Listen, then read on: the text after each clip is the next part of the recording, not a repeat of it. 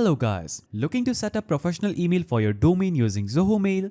Activating email hosting on Zoho is simple. In this video, I will walk you through each step to get your custom email working fast. So step 1 is signing up for Zoho Mail.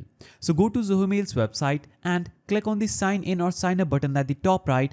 During registration, select sign up with a domain I own or start the email hosting setup. After signing up, Zoho will ask you to verify your domain ownership. Choose the recommended DNS method and add the TXT record provided by Zoho to your domain's DNS settings through your registrar.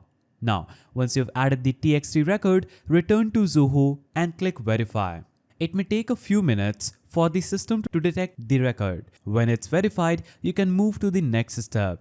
Zoho will give you specific MX records to direct your domain's email traffic to their servers. So go back to your DNS management panel and replace any existing MX records with the ones Zoho provides. Now, to improve email security and deliverability, add the SPF and DKIM records Zoho provides. These are optional but highly recommended for preventing your emails from landing in spam. In the Zoho Mail Admin console, create new email accounts like yourname@yourdomain.com and you can add multiple users depending on your selected plan.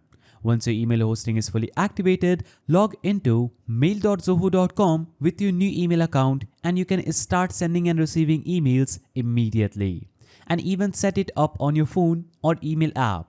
So that's the simple way through which you can activate email hosting with Zoho Mail. If you found this guide helpful, please don't forget to give it a thumbs up and thanks for watching.